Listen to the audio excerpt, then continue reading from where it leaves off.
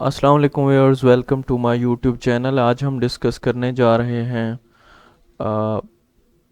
Mathematics FSc part first को। और इसके एमसीक्यूज डिस्कस करने के बाद हम जो है पार्ट टू की जाने मूव करेंगे। अगर आप में से कोई बंदा पीपीएससी की तैयारी कर रहा है, एफपीएससी या ई कैट की या और किसी भी कम्पिटिटिव एग्ज़ाम की, तो उसके लिए ये एमसीक्यूज जो है बहुत हेल्पफुल साबित होंगे। बहुत डीपली जो है एक एक कंसेप्ट को कवर किया गया है इन एमसीक्यूज में, और इंशाल्लाह मैं भी कोशिश करूँगा कि इनको अच्छी तरह से एक्सप्लेन करूँ। तो स्टार्ट करते हैं अपना पहला MCQ. For any complex number z, it is always true that z mod is equal to। पहला ऑप्शन है हमारे पास z conjugate whole mod minus z whole mod minus z conjugate whole mod, all of these। तो suppose कर लें कि यहाँ पे आपके पास z जो है वो है a प्लस आयोटा b। ठीक है, अगर z आपके पास a प्लस आयोटा b है तो इसका कॉन्जुगेट ले लें। वो क्या होगा, हमने पढ़ा हुआ है कि कॉन्जुगेट में जो आयोटा वाली टर्म है उसका साइन चेंज किया जाता है तो माइनस b बन जाएगा। अब मॉड चाहे जिसका मर्जी ले लें। अब चलें z का मॉड हम लेते हैं तो ये हमने पढ़ा हुआ है कि इमेजिनरी पार्ट का रियल का स्क्वायर प्लस इमेजिनरी पार्ट का स्क्वायर। ठीक है, तो ये बन जाएगा ए स्क्वायर प्लस बी स्क्वायर। ठीक है, इसी तरह अगर z कॉन्जुगेट का मॉड लिया जाए तो वो सेम सिचुएशन होगी, रियल पार्ट का स्क्वायर प्लस इमेजिनरी पार्ट का स्क्वायर। ठीक है, तो ये भी क्या आ जाएगा, वही चीज़ आ जाएगी। तो इसका मतलब है कि z होल मॉड और z कॉन्जुगेट होल मॉड जो है ये दोनों क्या है, इक्वल हैं। तो ये पहले के इक्वल तो आ गया।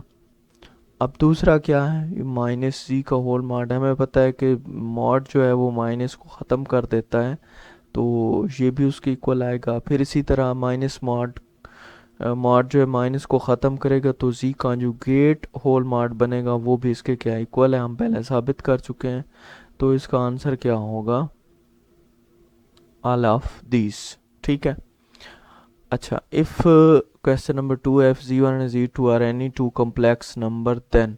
अब यहाँ पे आपसे ट्रायंगुलर इनइक्वालिटी का पूछा गया है तो वो हमेशा क्या होती है, G one plus G two less than or equal to. ठीक है, यहाँ पे less than or equal to होना लाजमी है, G one plus G two mod.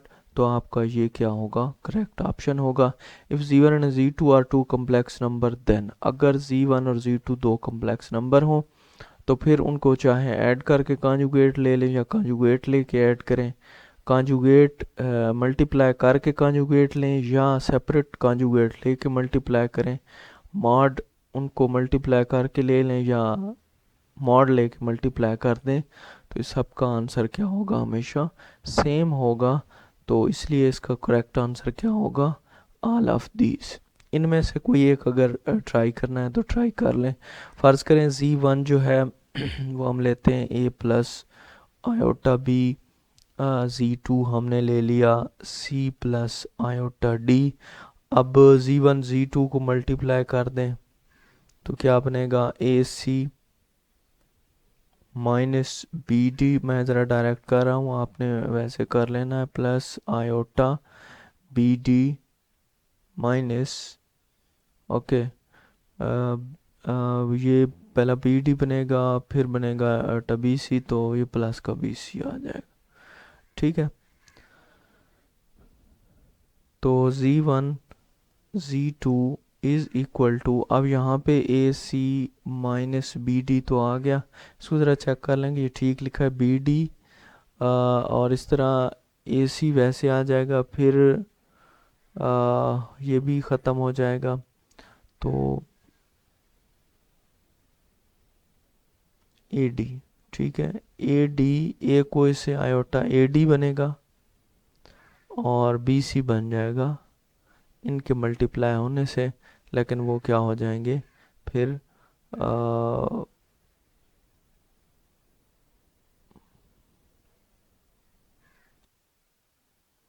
अब इनमें से एक को हल कर लेते हैं। फ़र्ज़ करें Z1 Z2 मल्टीप्लाई करके इसका कॉन्जुगेट लेंगे और इसके अलहदा से कॉन्जुगेट लेके मल्टीप्लाई करेंगे।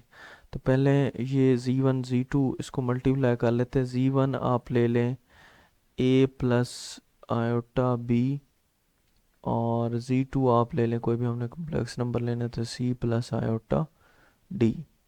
ठीक है, तो इनको मल्टीप्लाई करें Z1 Z2 को, तो a c plus iota A D, इसी तरह iota B C minus B D. ठीक है, मैंने माइनस इसलिए कि आयोटा को आयोटा से मल्टीप्लाई करेंगे, आयोटा स्क्वायर बनेगा जो कि माइनस के इक्वल है। तो यहाँ से हमारे पास आ जाएंगे A C minus B D plus iota A D plus B C. ठीक है, तो इसका ले लेते हैं जी कॉन्जुगेट Z1 Z2 का, तो ये आ जाएगा हमारे पास, पहला वैसे ही रहेगा, A C minus B D real term पे कोई फ़र्क नहीं पड़ेगा, ये माइनस का हो जाएगा, बाकी चीज़ें वैसी ही रहेंगी। ओके, इसी तरह अगर Z1 का कॉन्जुगेट इसको ज़रब दें Z2 के कॉन्जुगेट से, तो Z1 का कॉन्जुगेट क्या होगा भाई, ऊपर Z1 दिया हुआ है, आप इसमें आयोटा का साइन चेंज कर दें, और इसी तरह Z2 भी दिया हुआ है, वहाँ पे भी आयोटा का साइन चेंज कर दें। तो यहाँ पे क्या बनेगा, A C minus iota A D minus iota B C और minus minus plus iota square B D. अब इसमें ए सी वैसे रहेगा, iota square B D, iota square की जगह माइनस आ जाएगा, और बी डी वैसे आ जाएगा माइनस, इधर भी आयोटा और इधर भी आयोटा दोनों के साथ माइनस, तो माइनस आयोटा कॉमन ले लें, तो ये A D plus B C आ जाएगा। तो आप देख सकते हैं कि ये दोनों का आंसर सेम है, बाकी भी आप इसी तरह चेक कर सकते हैं कि उनका आंसर क्या आता है, सेम आता है। The number which can be put in the form of P over Q where P Q belongs to z and q is not equal to 0। तो ये जो है छोटी क्लासेस से पढ़ रहे हैं, रैशनल नंबर की जो डेफिनेशन है उसको लिखा गया है, और उसके लिए याद रखना है रैशनल नंबर में p और q जो है वो हमेशा इंटीजर होने चाहिए, वो डेसिमल में नहीं हो सकते, वो रेशनल नहीं हो सकते। The number which can't be written in the form of, जो नहीं लिखा जाएगा तो वो फिर इरेशनल होगा।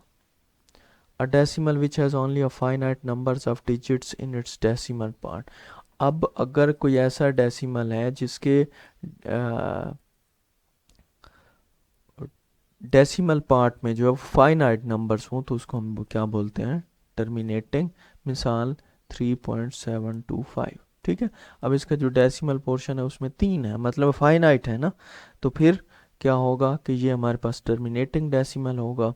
और अगर उसके अंदर डेसिमल पार्ट में डिजिट्स रिपीट हो रहे हैं, जैसे हमारे पास है 1.333, ठीक है, up to so on repeat हो रहे हैं, तो फिर उसको हम क्या कहते हैं, पीरियाडिक डेसिमल कहते हैं। एवरी रिकरिंग डेसिमल, अब रिकरिंग जो डेसिमल है मतलब जो रिपीट हो रहा होगा उसको हम बोलते हैं रैशनल नंबर। ठीक है, रैशनल नंबर में क्या है जी, याद रखना, या तो डेसिमल जो है वो टर्मिनेटिंग हो, ठीक है, मतलब उसके डेसिमल पार्ट में फाइनाइट नंबर हो। अगर टर्मिनेटिंग नहीं है, वो उसके डेसिमल पार्ट में इनफाइनाइट नंबर्स हैं, तो फिर क्या होने चाहिए, रिकरिंग होने चाहिए, और वो रिपीट हो रहे हों। ठीक है, अगर ये दोनों कंडीशन सेटिस्फाई नहीं होगी तो इसका मतलब है कि फिर वो हमारे पास रैशनल नंबर नहीं है। अब नेक्स्ट वही बात जो हम कर रहे थे, a non terminating and a non recurring decimal is. अब ना तो टर्मिनेट हो रहा है और ना ही वो रिपीट हो रहा है, तो वो क्या होगा हमारे पास, इरेशनल होगा। ठीक है, 5.333, अब आपने देखा कि ये 3 जो है वो रिपीट हो रहा है, तो ये क्या होगा, रैशनल होगा। पाई हमारे पास इरेशनल होता है, लेकिन 22/7 क्या होता है, रैशनल होता है। इसको आप चेक करें, इसको डिवाइड करके 22 के ऊपर 7 को डिवाइड करें, और इसको जो है फिर आप देखेंगे कि ये आपके पास रिपीटेड डेसिमल्स आएंगे, रेकरिंग डेसिमल्स आएंगे।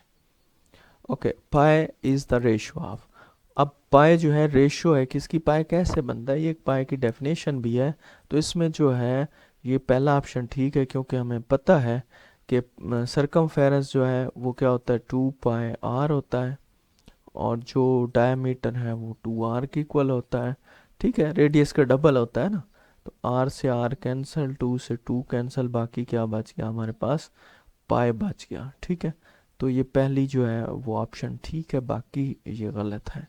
Every integer is also R, देखिए हर इंटीजर जो है वो कहता है कि रैशनल नंबर होगा, अच्छा इरेशनल होगा, नेचुरल होगा और डेसिमल होगा। अब देखें कि नेचुरल तो हो नहीं सकता, क्योंकि -3 जो है ना वो भी क्या है, वो इंटीजर है, तो वो तो नेचुरल नंबर नहीं है। तो इसका मतलब है कि हर इंटीजर नेचुरल नंबर तो नहीं होता। डेसिमल नंबर, अच्छा इसमें देखें कि ये भी जो है नहीं है। क्यों नहीं है, क्योंकि इंटीजर्स के अंदर डेसिमल होते ही नहीं है। उसके बाद इरेशनल, इरेशनल भी नहीं है, तो इसका हमारे पास क्या ऑप्शन बच गया, rational number. If n is a prime number then square root n, अगर एन प्राइम है और उसका स्क्वायर रूट लिया जाए तो इसका मतलब वो ऑब्वियसली जो है वो क्या होता है, इरेशनल नंबर होता है। ठीक है, इसी तरह नेक्स्ट है कि अगर n जो है वो नेगेटिव नंबर है तो square root n, square root n जो है हमेशा पता है कि अगर स्क्वायर रूट के अंदर माइनस आ जाए तो वो क्या बन जाता है, इमेजिनरी बन जाता है। इसका हमारे पास और कोई ऑप्शन नहीं होता। ज़ीरो क्या है, रैशनल नंबर है, ठीक है जी रैशनल है, क्यों नहीं, क्यों है रैशनल, 0/1। ठीक है, ये भी इंटीजर, ये भी इंटीजर, और ये नीचे वाला इंटीजर भी 0 के इक्वल नहीं है, सारी कंडीशन फुलफिल हो गई।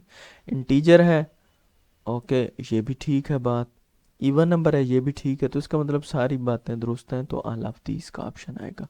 द नंबर 0 इज, अब 0 क्या है, नॉन पॉजिटिव है, ठीक है, नॉन नेगेटिव है, और रियल नंबर है, होल नंबर है, सारा कुछ ठीक है। 0 ना तो पॉजिटिव है और ना ही नेगेटिव है, तो इसका मतलब है ये क्या है, ऑल ऑफ दीज हमारा ऑप्शन है, क्योंकि ये रियल नंबर भी शामिल है, होल नंबर में भी शामिल है। If A B belongs to R A plus B, देखें अगर आपके पास दो नंबर हैं, अब ऐड करते हैं तब भी वो एक बाउंड्री के अंदर रहते हैं, रियल नंबर के साथ वो लिंक कर रहे हैं, तो इसका मतलब है कि इसको हम बोलते होते हैं हमेशा क्लोजर प्रॉपर्टी बोलते हैं। ठीक है, अच्छा नेक्स्ट है हमारे पास for A B belongs to R, if A plus B is equal to B plus A, अगर A plus B B plus A के इक्वल हो या ए बी बराबर हो बी ए के, वो हमेशा कमोटेटिव प्रॉपर्टी होती है हमारे पास। मल्टीप्लिकेटिव इनवर्स ऑफ ज़ीरो, 0/1, अब इसका मल्टीप्लिकेटिव इनवर्स होगा 1/0 अनडिफाइंड। ठीक है, ये है ही नहीं, बटे में 0 हमें काबिल कबूल ही नहीं है, तो इसका मतलब नॉट डिफाइंड। अगर ये कोई रियल नंबर है तो उसका मल्टीप्लिकेटिव इनवर्स क्या होगा, वो 1/a होगा। ठीक है, अगर एडिटिव इनवर्स होता तो फिर हम कहते हैं कि a का एडिटिव इनवर्स वो क्या होता है, -a होता है, लेकिन अगर मल्टीप्लिकेशन की बात की जाए तो वो 1/a होगा। For all a belongs to R, a is equal to a, अब कोई भी नंबर अगर अपने आप के इक्वल है तो वो कौन सी प्रॉपर्टी होती है, रिफ्लेक्सिव प्रॉपर्टी होती है। ठीक है, कोई भी नंबर अपने आप के बराबर हो तो वो कौन सी प्रॉपर्टी है, reflexive property. For all A B belongs to R, A is equal to B, B is equal to A is called, अब ए अगर बी के इक्वल है और बी ए के इक्वल है तो ये प्रॉपर्टी होती है हमारे पास symmetric. For A B C belongs to R, if A is equal to, ये ए लिखा हुआ है भाई, B is equal to C, A is equal to C, then अब वो कहता है कि अगर ए बी के इक्वल और बी सी के, तो इसका मतलब है ए और सी क्या होंगे, इक्वल होंगे, और ये हमारे पास क्या होती है, ट्राइकॉटमी प्रॉपर्टी। ठीक है, trichotomy property. If A B C belongs to R, is equal to B, अब देखें दोनों साइड पे क्या हुआ, सी को हमने ऐड किया, तो ये साफ ज़ाहिर नज़र आ रही है एडिटिव प्रॉपर्टी है। इस तरह A plus C is equal to B plus C था, अब यहाँ से सी दोनों तरफ से गायब हो गया, तो इसका मतलब है ये कौन सी प्रॉपर्टी है, कैंसलेशन प्रॉपर्टी है। 28 जो है for A B C belongs to R, A is equal to B, A C is equal to B C. तो अब देखें यहाँ पे हमने देखा कि हमारे पास सी दोनों तरफ से मल्टीप्लाई हो रहा है, तो ये कौन सी होगी, मल्टीप्लिकेटिव प्रॉपर्टी होगी। इसी तरह for A B C belongs to R and A greater than B, B greater than C, then A greater than C. ठीक है, तो यहाँ पे देन इट इज, अब ये ट्रांसिटिव तो हो नहीं सकती, ये हमारे पास क्या होगी, ट्राइकॉटमी प्रॉपर्टी होगी। इसी तरह if A B C belongs to R, if A less than B and C greater than 0, then which is true. अब ए बी से लेस है लेकिन सी पॉजिटिव है, तो जब पॉजिटिव नंबर से मल्टीप्लाई करते हैं तो इस इनइक्वालिटी पे कोई फ़र्क नहीं पड़ता। तो देख लें कि लेस वाली इनइक्वालिटी एक ही ऑप्शन में पड़ी है, तो यही आपका क्या होगा, करेक्ट ऑप्शन होगा। इस तरह सी नेगेटिव हो तो फिर ये इनइक्वालिटी चेंज हो जाती है। अब ये ए ग्रेटर देन बी था, तो आप चेक करें कि लेस वाली कहाँ पे पड़ी है, वही आपका क्या होगा, करेक्ट ऑप्शन होगा। तो ए सी ग्रेटर देन बी सी नहीं, ए सी लेस देन बी सी, ये वाला ऑप्शन जो है हमारे पास ठीक होगा। इसी तरह अगर ए पॉजिटिव और बी नेगेटिव है, एक पॉजिटिव नेगेटिव तो आंसर नेगेटिव ही आता है, तो चेक करें कि इसमें नेगेटिव कौन सा पड़ा है, ये नेगेटिव पड़ा है। ठीक है, अब ये भी है तो सही नेगेटिव, ठीक है, लेकिन इसका आंसर हमेशा ग्रेटर देन 0 ही आता है। कैसे, कि अगर ए पॉजिटिव है, ए 5 है, बी वो कहता है कि नेगेटिव आपने लेना है, -3 है। अब यहाँ पे पुट करें ना, 5 minus into -3 which is equal to 5 + 3 8 which is greater than 0। तो ये भी नहीं है, ये भी नहीं है, ये भी नहीं है, ये करेक्ट आंसर है। इसी तरह the set 1 into -1 is closed with respect to. अब सेट 1 और -1 जो है क्लोज्ड का मतलब क्या है, इनको आपस में जमा कर लें, फिर माइनस जमा कर लें, फिर अपने आप में जमा कर लें, तो आंसर अगर इसी सेट से ही आता है तो क्लोज्ड है। अब एडिशन में मैं पहला लफ्ज़ ही देखता हूँ कि 1 और -1 को मैं ऐड करता हूँ, 0 आंसर आता है, वो इस सेट में है ही नहीं, तो इसका मतलब है एडिशन तो हो नहीं सकती। मल्टीप्लिकेशन की बात करते हैं, 1 को -1 से मल्टीप्लाई करेंगे -1 बनेगा, वो यहाँ पे है। -1 को -1 से मल्टीप्लाई करेंगे 1 बनेगा, वो भी यहाँ पे है। इसी तरह 1 को 1 से मल्टीप्लाई करेंगे, वो भी है। इसका मतलब ये क्लोज्ड है with respect to multiplication. The set 1 has a closure property with respect to. अब एडिशन में तो नहीं है, 1 को 1 में ऐड करें 2 आ जाएगा, तो ये जो है ये आंसर तो फिर इसमें नहीं है। इस तरह सब्ट्रैक्शन में 1 - 1 0 आएगा, वो भी इसको बिलोंग नहीं करता, तो ये भी नहीं है, ये भी नहीं है। अब डिवीजन में 1 को 1 से डिवाइड करें तो 1 आएगा, वो इसको बिलोंग करता है, तो ये विद रिस्पेक्ट टू डिवीजन जो है वो क्लोजर लॉ को होल्ड कर रहा है। A into B plus C minus D is a property. ठीक है, ये कौन सी है भाई, आपके पास लेफ़्ट डिस्ट्रीब्यूटेड है, लेफ़्ट से मल्टीप्लाई हो रहा है। और आज के लिए इतना ही, इंशाल्लाह वीडियो लेंथी हो रही है, अगली वीडियो में नेक्स्ट क्वेश्चन करेंगे।